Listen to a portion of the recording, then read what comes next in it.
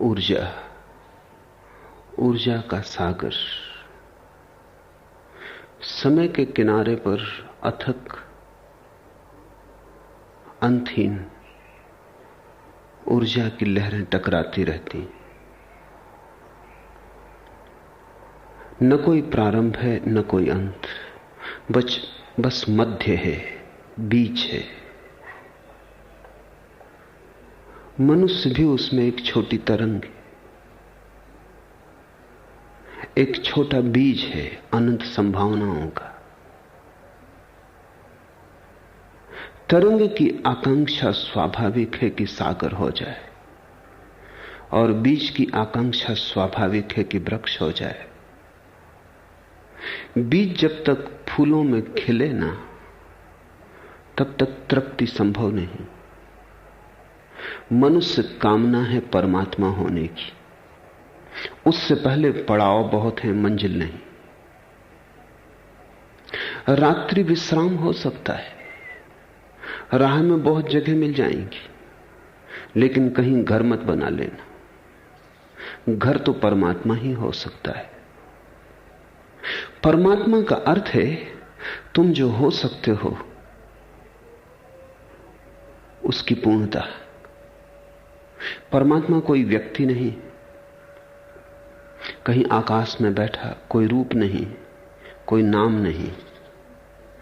परमात्मा है तुम्हारी आत्यंतिक संभावना, आखिरी संभावना, जिसके पार फिर और कोई होना नहीं, जिसके आगे फिर कोई जाना नहीं, जहां पहुंचकर तृप्ति हो जाती है, परितोष हो जाता है। प्रत्येक मनुष्य तब तक पीड़ित रहेगा, तब तक तुम चाहे कितना ही धन कमा लो, कितना ही वैभव जुटा लो, कहीं कोई पीड़ा का कीड़ा तुम्हें भीतर काटता ही रहेगा। कोई बेचैनी सालती ही रहेगी, कोई कांटा चुभता ही रहेगा। लाख करो बुलाने के उपाय, बहुत तरह की शराबें विस्मरण के लिए, लेकिन भुला ना पाओगे। और अच्छा है कि भुला ना पाओगे, क्योंकि काश तुम भुलाने में सफल हो जाओ तो फिर बीज बीज ही रह जाएगा, फूल ना बनेगा। और जब तक फूल ना बने और जब तक मुक्त आकाश को गंध फूल की ना मिल जाए, तब तक परितृप्ति कैसी, जब तक तुम अपने परम शिखर को छूकर बिखर ना जाओ, जब तक तुम्हारा विस्फोट ना हो जाए अनंत में, जब तक तुम्हारी गंगा उसी सागर में वापस न लौट जाए जहां से आई है, तब तक अगर तुम भूल गए तो आत्मघात होगा। तब तक अगर तुमने अपने को भुलाने में सफलता पा ली तो उससे बड़ी और कोई विफलता नहीं हो सकती। अभागे हैं वे जिन्होंने समझ लिया कि सफल हो गए। धन्य भागी हैं वे जो जानते हैं कि कुछ भी करो असफलता हाथ लगती, क्योंकि यही वे लोग हैं जो किसी न किसी दिन तक कभी न कभी परमात्मा तक पहुंच जाएंगे।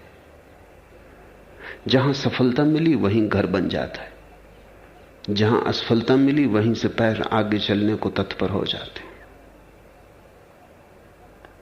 परमात्मा तक पहुंचे बिना कोई तृप्ति संभव नहीं। कहा मैंने जीवन ऊर्जा है। ऊर्जा के 3 रूप हैं। एक तो बीज रूप है, कुछ भी प्रकट नहीं। फिर वृक्ष रूप है, सब कुछ प्रकट हो गया है लेकिन प्राण अप्रगट है। फिर फूल रूप है, फिर प्राण भी प्रकट हुआ। फिर वो अनूठी अपूर्व गंध भी आ गई, पखरियां खिल गई और खुले आकाश के साथ मिलन हो गया, अनंत के साथ एकता हो गई। साधारणतः बीज का अर्थ है कामना, वृक्ष का अर्थ है प्रेम, फूल का अर्थ है भक्ति। जब तक तुम बीज में हो तब तक काम वासना में रहोगे,